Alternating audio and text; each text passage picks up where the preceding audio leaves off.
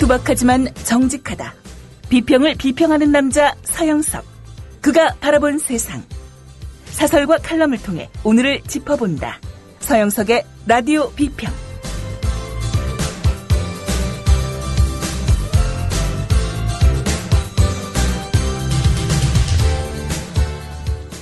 안녕하십니까, 서영석입니다. 주말 잘 보내셨는지요? 청취자 여러분들, 이 천고마비의 계절 가을을 맞이해서 다 가화만사성 집안에 복이 가득하기를 바랍니다. 모두가 기자인 시대로 접어들고 있죠. 네, 바로 스마트폰이 그 주역입니다. 스마트폰을 통해서 실시간으로 찍어서 올리고 이런 것들이 기사화됩니다. 언론을 아무리 탄압하려 해도, 언론을 아무리 장악하려 해도 그 뉴스를 숨길 길은 없어진 시대가 됐습니다. 하지만 권력은 새로운 방법을 개발했죠. 네, 체제나 혹은 국가의 치부를 드러내는 기사가 스마트폰을 통해서 소개가 되면은 다른 원초적이고도 자극적이어서 국민의 시선을 끌만한 기사들을 마구마구 쏟아내는 겁니다. 가령 4대강 문제 혹은 국정의개혁이 초미의 관심사다 하면은 각종 스캔들이나 이런 기사들을 결국은 쏟아냅니다. 이런 방식의 말하자면 선정적인 기사의 홍수를 통해서 자기의 체제에 문제가 되는 그런 기사를 가리는 수법, 이것이 이 스마트폰 시대를 맞이하는 요즘의 권력이 하는 방식인데요. 경향신문에 칼럼을 기고한 강신주 박사인가요? 철학자 강신주 씨, 이런 식으로 제안을 하고 있습니다. 민주 언론을 표방하는 언론인이라면 이제 새로운 표어로 무장해야 된다. 끈덕지고 집요하게. 그렇다. 자극적이고 선정적인 기사들의 급류에 휩쓸려갈 것 같은 중요한 기사를 그렇게 허망하게 쓸려가지 않도록 끈덕지고 집요하게 붙잡아야 한다. 켜켜이 쌓이는 새로운 기사들 속에 먼지를 털어내듯 우리 국민이 알아야만 하는 쟁점을 꺼내서 끈덕지고 집요하게 기사를 쓰고 또 써야만 한다. 그렇다. 진정한 언론인의 능력은 그가 얼마나 끈덕지고 집요했는지에 의해서 측정될 테니까 라고 이야기하고 있습니다.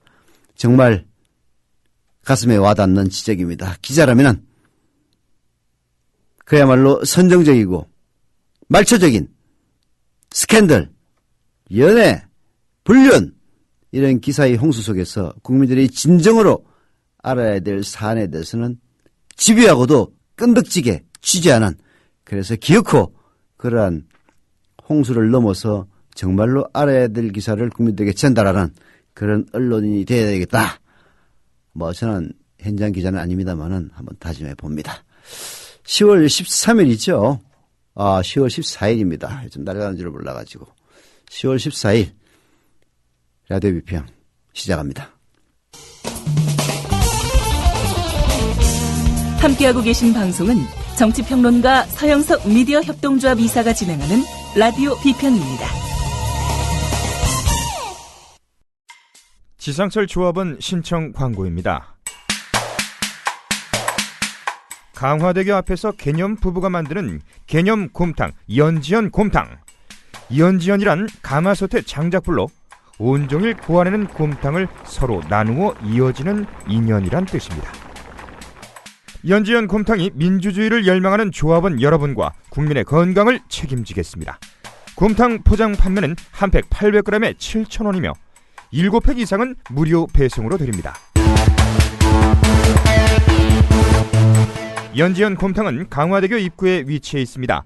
단체 주문 예약 및 포장 주문 전화번호는 010-7252-1114, 010-7252-1114, 031-989-9968. 조합원 단체 예약은 10% 할인해드립니다. 그리고 판매 금액의 10%는 국민TV의 후원금으로 씁니다.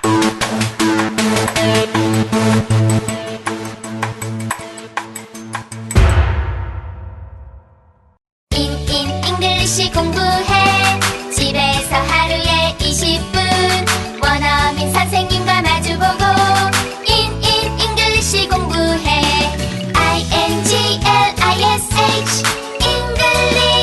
대한민국 화상영어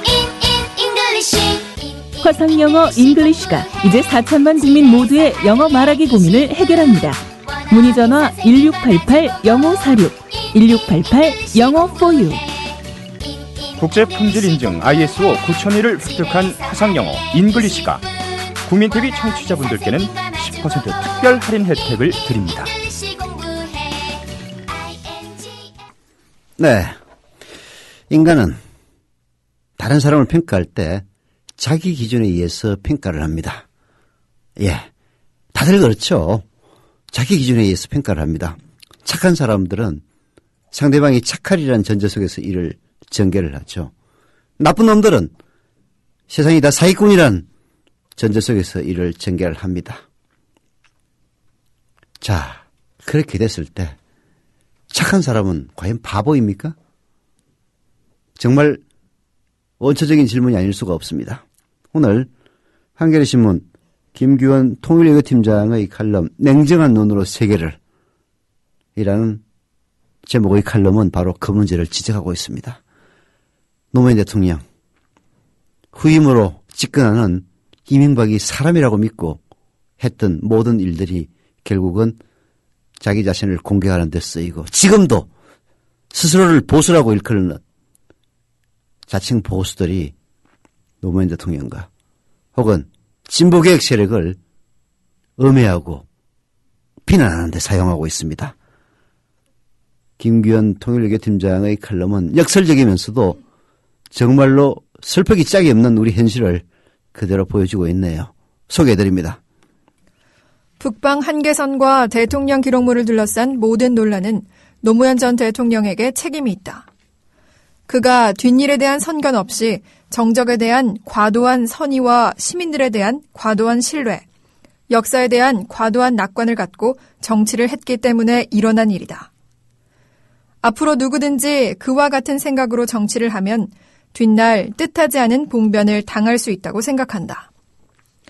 무엇보다 노 전 대통령은 후임자가 참고할 수 있도록 남북 정상회담 기록물을 국가정보원에 남기지 말았어야 한다. 그는 전임자인 김대중 전 대통령이 2000년 남북 정상회담 뒤 국가정보원에 남긴 기록물을 보고 자신도 그렇게 하기로 결정했다고 한다.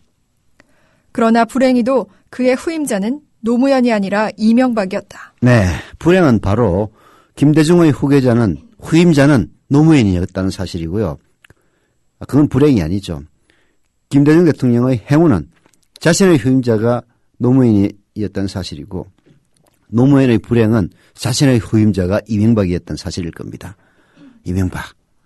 그리고 이명박으로 상징되는 우리 사회 스스로 자칭 보수라고 일컫는 집단들의 인간성 혹은 사람됨 혹은 수준을 자기 자신의 레벨로 생각하고 일을 진행했던 것이 이후 모든 불행의 씨앗과 단초가 되었다는 김규현 통일외교팀장의 이야기는 단순한 역설만이 아닌 것으로 들려옵니다.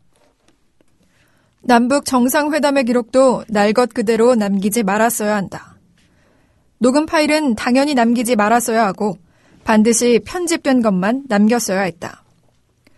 기록도 속기록 형태로 남겨서는 안 됐고 역시 편집된 것만 남겼어야 한다. 모든 중요한 기록은 15년에서 30년 동안 후임자를 포함해 아무도 볼 수 없도록 지정 기록물로만 남겼어야 한다. 다음 대통령이 누가 될지 모르기 때문이다. 네, 이 충고를 제대로 받아들인 인간이 바로 이명박입니다. 이명박은 그야말로 비밀 기록물은 단 하나도 남기지 않았어요. 쉽게 얘기해서 국익을 위해서 외부에 공개할 수는 없지만은 비밀 취급 인가를 받은 혹은 통치자들 참고해야 될 사안, 이게 바로 비밀 기록물입니다.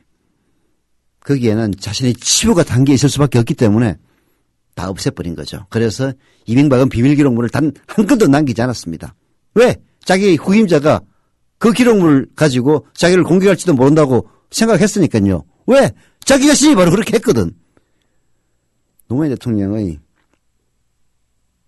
잘못은 정말 역설적이게도 후임자 이명박이가 어떤 종류의 인간인지 자기의 정치적 목적을 달성하기 위해서는 수단과 방법을 가리지 않는 그야말로 천박하기 짝이 없는 인간이라는 점을 몰랐던 사실이 있을 겁니다.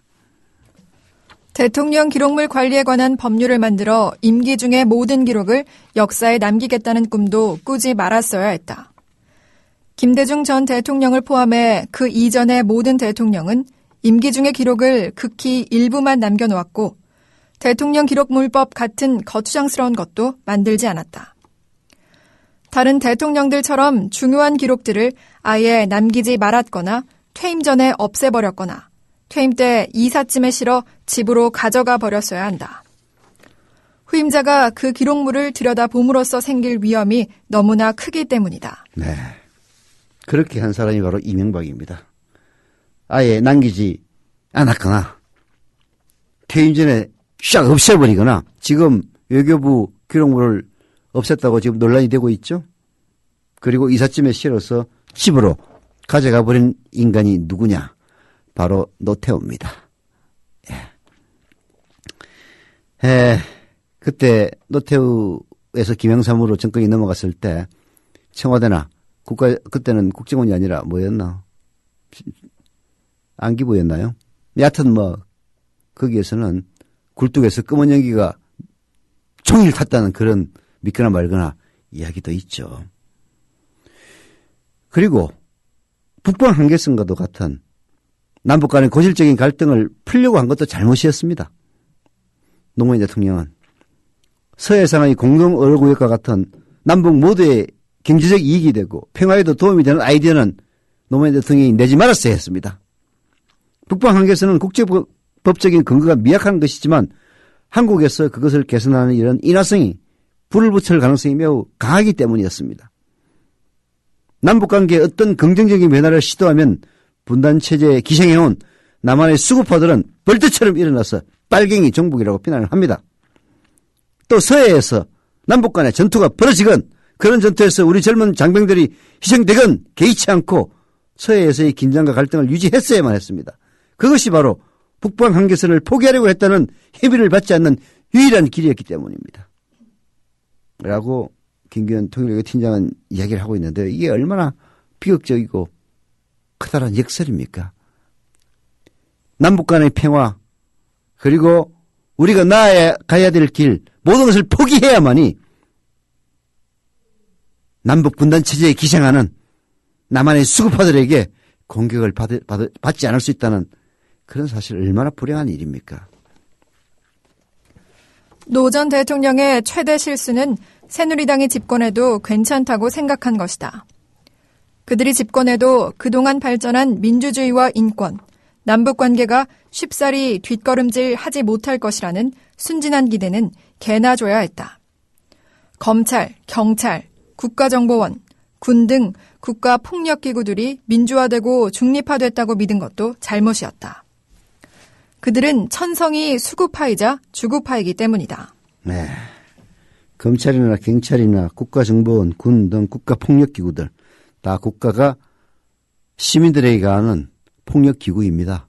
그렇게 볼 수도 있죠. 질서를 유지한다는 것은 질서를 지키지 않은 사람들에 대한 폭력을 의미하고요. 그리고 질서를 지키는 사람에게도 항상 폭력을 가할 수 있는 위험성을 내재하고 있습니다. 이런 국가폭력기구들이 김대중 노무현 10년 동안 민주화되고 중립화됐다고 믿은 것도 잘못이었죠. 그들은 천성적으로 수구파이자 주구파, 대세추종파이기 때문입니다. 이러한 폭력기구들은 언제든 근위주의 시절로 돌아가 친북 조작 사건을 만들어내고 선거와 정치에 개입할 수가 있습니다. 기회만 주어진다면 전직 대통령을 짓밟아 현직 대통령의 권력을 단단하게 만들기도 합니다. 그런 점에서 김대중 전 대통령은 정말 운이 좋은 사람이었습니다. 후임자가 바로 노무현이었기 때문입니다. 그가 기적처럼 당선되지 않았다면 평생 이런 폭력기구들에게 고통당한 김대중 전 대통령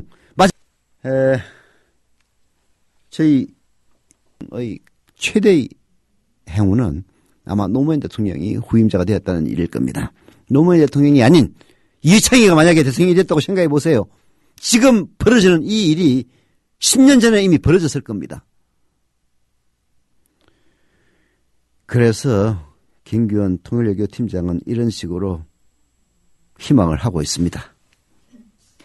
부디 민주 진보 진영의 다음 대통령들은 노 전 대통령처럼 인간의 선의를 믿고 정치하지 말기를 바란다. 체게바라처럼 불가능한 꿈을 꾸지 말길 바란다. 마오쩌둥처럼 냉정한 눈으로 세계를 보길 바란다. 예, 하지만 진보개혁 진영의 희망은 결국은 인간의 선의에서 출발합니다. 지금 한 줌도 안 되는 수구파들 그리고 외세에 추종하는 이 세력들이 대한민국을 장악하고 있는 것처럼 보이지만은 결국은 진정으로 대한민국을 사랑하고 진정으로 한반도의 앞날을 걱정하는 선의를 갖고 있는 사람들이 이길 것이기 때문입니다. 비록 그것이 불가능하다고 생각하더라도 불가능한 꿈을 우리가 꾸고 그 꿈을 이루기 위해서 노력함으로써 사회는 한 발짝 더 전진하는 겁니다. 냉정하고 그야말로 냉정한 눈으로 세계를 바라보아야 되지만은 하지만 냉정한 그 눈 아래에 인간을 향한 따뜻한 애정이 없다면 그건 있어나 마나한 일 아닐까요? 예, 오늘 아침 한겨레신문 김규원 통일교팀장의 냉정한 눈으로 세계를 이런 칼럼을 읽으면서 정말로 많은 것들을 생각하게 합니다. 예. 노래 하나 듣고 계속하도록 하겠습니다. 먼데이 키즈의 착한 남자 듣고 오는 동안 청취자 여러분들 기왕 공짜로 듣는데 조합원 가입이나 하자 라고 생각하시는 분들은 서슴없이 조합원 가입해 주시기를 부탁드립니다. 노래 나갑니다. 여우처럼 쇼핑하자 폭스마켓. 국민TV 손목시계 출시. 깔끔하고 선물용으로 좋은 골드 디자인. 고 김대중 대통령 국민의 정부 청와대 시계와 동일한 모델로 판매금의 30%가 미디어 협동조합의 기부금으로 쓰입니다. 국민TV와 함께하는 참 좋은 쇼핑몰 폭스마켓. 문의는 1566-5476. 검색창에 폭스마켓을 입력하세요. 폭스마켓.co.kr.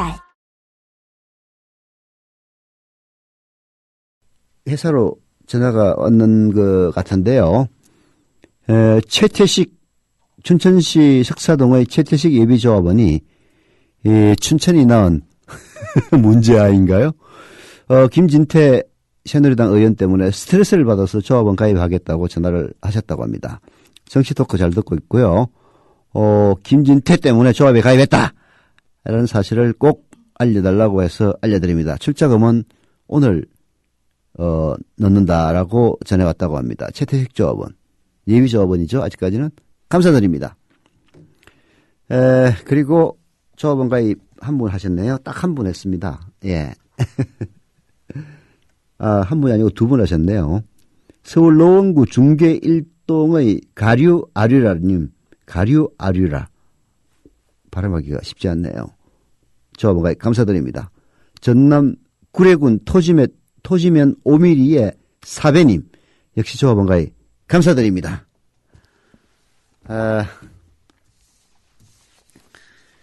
다음은 사설을 하나 소개해드리겠습니다. 진영보건복지부 전 장관이 결국은 박근혜에게 항의하는 뜻에서 사표를 내고 떠났습니다.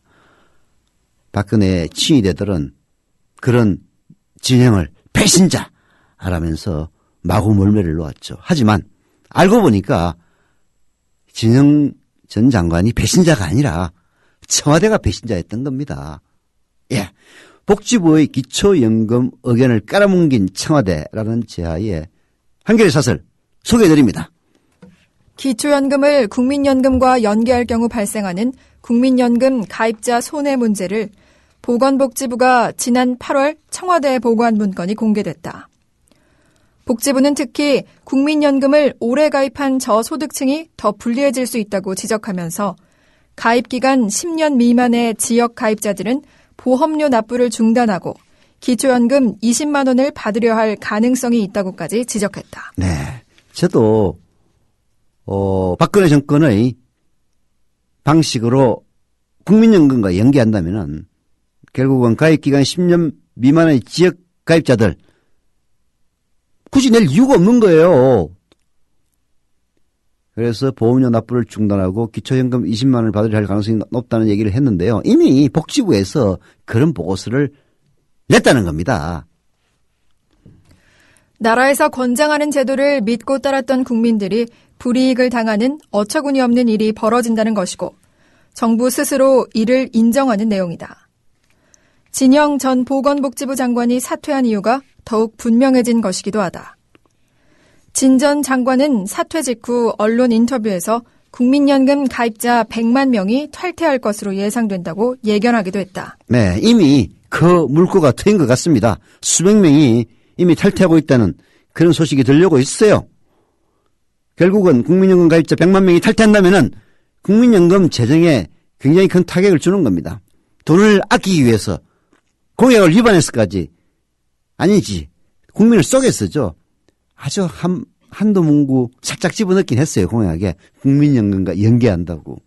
그런데 국민연금은 기본적으로 국민 개개인이 내는 돈, 자기가 내는 돈에 국가 혹은 기업이 보태준 돈, 그리고 국민연금을 투자해 얻은 수익 등등을 합쳐가지고 자기가 낸 돈보다도 거의 2배 가까운 돈을 받는 것에 불과합니다. 결국은 낸 돈을 기초로 하는 거죠. 그러나 노령연금은요, 그냥 주는 겁니다. 그냥 주는 거예요. 보장성과 그리고 강제소득분배성이라는 것은 너무나도 본질적 차이가 있는 건데도 불구하고 이 두 개를 묶으려고 하니까 이런 부작용이 생길 수밖에 없는 겁니다. 그 이유가 어디에 있습니까? 이유는 간단한 거죠. 그런데도 청와대가 국민연금 연계안을 밀어붙인 가장 큰 이유는 재정 문제 때문으로 보인다. 보건복지부 안대로 기초연금을 소득, 재산과 연계할 경우 향후 노인 인구가 급증하면 국가의 부담도 늘게 된다. 하지만 국민연금과 연계하면 국민연금 가입률이 높은 청년층이 노년층이 될 때 국가의 부담은 줄어든다. 이는 정치적으로도 효과적일 수 있다. 국민연금 가입자가 적고 가입 기간이 짧은 지금의 노인들은 대부분 기초연금을 20만 원씩 받을 수 있어 아무런 불만이 없고 기초연금이 줄어드는 청장년층에게는 그 불리함이 먼 미래의 일이므로 반발이 적을 것으로 본 것이다. 그렇습니다. 정말 머리 잘 쓴 거죠. 지금 이 정권을 열렬하게 지지하는 지금의 노년층에게는 20만 원 다 주고 그리고 열렬하게 지지하지 않는 청장년층이 나중에 노인이 됐을 때는 안 주고 이따 이 사고방식 그것도 원리가 맞다면은 누가 뭐라고 그러겠습니까? 전혀 다른 원리를 갖다가 오로지 돈을 줄이기 위해서 미래 세대들에게만 희생을 강요하는 이런 방식. 게다가 저소득층일수록 오히려 저소득층 중에서도 국민연금 가입 기간이 짧은 사람들은 국민연금을 굳이 들어갈 이유가 없는 이런 상태로 만들어 놓고 이거를 묘안이라고 내놓은 인간들 거기에 반대하니까 결국은 청와대에서 목사를 했다가 진영 장관 물러난 거 아닙니까? 하지만 이는 모든 노인에게 20만 원씩 지급하겠다던 박근혜 대통령의 공약과 비교하면 명백한 기만이다. 기초연금 내용에 복잡한 계산 방식을 도입해 국민의 몫을 야금야금 갉아먹는 것이나 다름없다. 문건은 기초연금안이 내용뿐만 아니라 절차 면에서도 큰 결함을 지니고 있음을 드러냈다. 기초연금을 담당하는 보건복지부가 분명하게 국민연금 연계안의 부당함을 보고했는데도 청와대는 가볍게 무시하고 말았다. 이럴 거면 왜 그 많은 부처를 두고 장관을 안 치는지 모르겠다. 청와대에 수석 비서관들만 있으면 되지 않겠는가. 주무부처 장관의 반대를 청와대 참모가 무력화시킨 것은 아무리 대통령의 의중이 반영됐다 해도 박 대통령이 대선 공약으로 약속했던 책임 장관제의 취지에서도 완전히 벗어난 일이다. 박 대통령의 권위주의적인 리더십은 국무회의에서 대통령이 일방적으로 지시하고 장관들이 말씀을 받아 적기에 급급한 국무회의 풍경을 연출하고 있다. 그러게 말입니다. 말하고 그 비싼 월급 줘가면서 내각 즉 각 부처를 두는 거예요. 청와대 수석 비서관들이 다 하면 될 거 아니야. 그럼에도 불구하고 내각이 존재할 이유가 있는 것은 전문성 있는 집단들이 대통령의 생각대로 국정을 꾸려나가다가 완전히 나라 망하는 것을 막기 위해서 견제를 하기 위해서가 아니라 보좌를 하기 위해서 있는 것 아닙니까? 정당한 의견이 있으면 수렴을 해야 마땅한데도 불구하고 대통령의 뜻이라면서 깔아뭉개는 그런 청와대 수석 비서관들로만 정치 잘해보세요. 망할 날 그렇게 멀지 않을 겁니다. 결국은 이 문건으로 청와대가 복지부의 전문적인 검토 의견을 묵살한 사실이 분명하게 드러난 만큼 국제는 문제투성이인 박근혜 정권의 기초연금 제도를 원점에서 다시 재검토해야 될 일입니다. 오늘 한겨레신문의 사설 복지부의 기초연금 의견 깔아뭉갠 청와대, 대한민국 청와대가 문제가 이거 하나뿐이겠습니까마는 정말 참 생각하면 생각할수록 걱정이 됩니다. 걱정 안 하고 살면 그만인데 이런 걱정을 하고 살아야 되는 것이 한반도 2014년 서울에서 살아가는 사람들의 숙명이라고 생각하면 너무 힘 빠진 일 아닙니까? 네. 노래 듣고 오겠습니다. 아이비의 이럴 거면 듣고 오죠. 네. 아까 조합원 가입하신 광주 북구 임동의 다클치자님 소개를 제가 못 드렸습니다. 다클치자. 예, 광주 북구 임동의 다클치자님 조합원 가입 감사드립니다.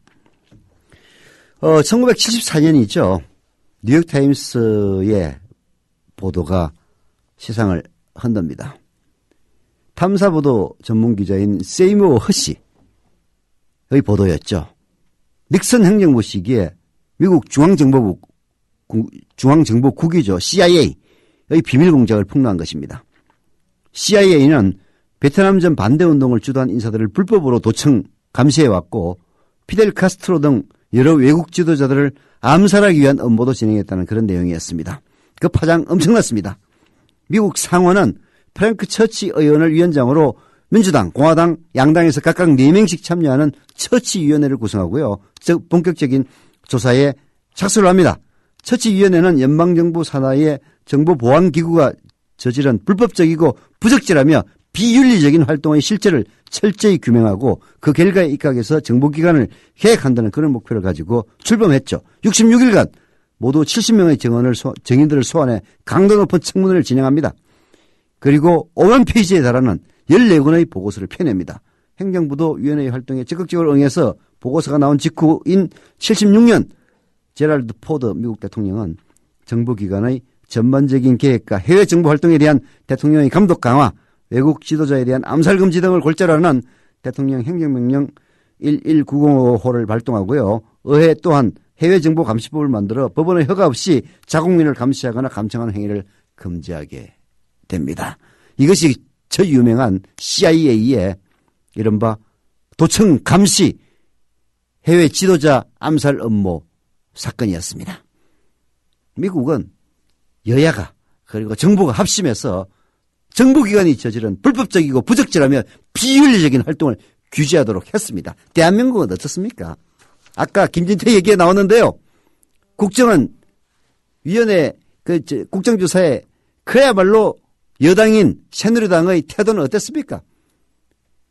정권이 바뀌어가지고 만약에 현재 야당이 집권해가지고 국정원이 그렇게 했다면 과연 그들이 그렇게 했겠습니까? 정보기관의 부적절하고 불법적이고 비윤리적인 활동은요. 여야를 막론하는 겁니다. 정권 영원하지 않아요. 정말 쪽팔리는 일이 아닐 수가 없습니다. 오늘 한겨레신문의 김복은 한겨레 평화연구소장이네요. 김복은 소장은 국정원장의 보고가 우스워진 이유를 통해서 대한민국의 국정원이 보여주는 한심한 실태를 고발합니다. 소개해드립니다. 웃음이 나왔다. 지난 8일 남재준 국가정보원장이 국회 정보위원회에서 한 현안 보고 때문이었다. 특히 남 원장이 보신주의와 면종복배를 거론한 대목에서 쓴웃음을 참기 어려웠다. 남 원장은 이날 북한 간부들 사이에선 김정은의 리더십에 대한 냉소적 시각이 확산되고 있고 보신주의와 면종복배 현상이 만연하고 있다고 말했다. 네. 면종복배. 앞에서는 예스 하고 돌아서서는 그야말로 비웃는 그런 행위죠. 뭐 우리 직장생활 하다 보면은 다 면종복배 합니다. 면종복배가 중요한 게 아니라 김정은의 북한 체제의 면종복배를 거론하는 남재준의 그 형태가 더 우습기 때문이죠. 그럼 남한에서는? 남 원장의 말이 누워서 침 뱉기 같다는 생각이 들었다. 최동욱 찍어내기가 떠올랐다. 지난해 대선 때 국정원 직원들이 저질렀던 댓글 사건 수사를 지휘하던 검찰총장이 하루아침에 쫓겨났다. 그 사건의 배후엔 청와대와 조선일보 그리고 남재준 국정원의 삼각공조가 있었다고 많은 이들이 믿고 있다.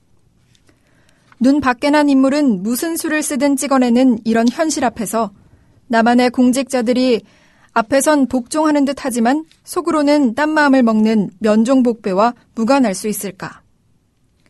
국정원장이 정보라고 할 것도 없는 내용으로 귀한 국회 보고 시간을 축내는 것 같았다. 네. 이런 식으로 최동욱이를 찍어내면은 자기 자신들에게 반대하는 인간들 다 사라지는 줄 착각하고 있죠? 그렇지 않습니다. 겉으로는 예 하면서도 속으로는 지랄하고 자빠졌네 라고 얘기할 수밖에 없는 겁니다. 그런 평가를 받지 않으려면은 결국 지랄하고 자빠졌네라는 평가를 받지 않을 만한 행동을 하면 되는 겁니다. 그러나 최동욱 찍어내기 그랬습니까? 국정원 댓글 수사 그야말로 박근혜의 정통성을 위협하는 그런 수사 한다는 이유 딱 하나만으로 찍어낸 것 아닙니까? 다 그렇게 믿고 있어요. 국정원장이 보고 한심하기 짝이 없었죠.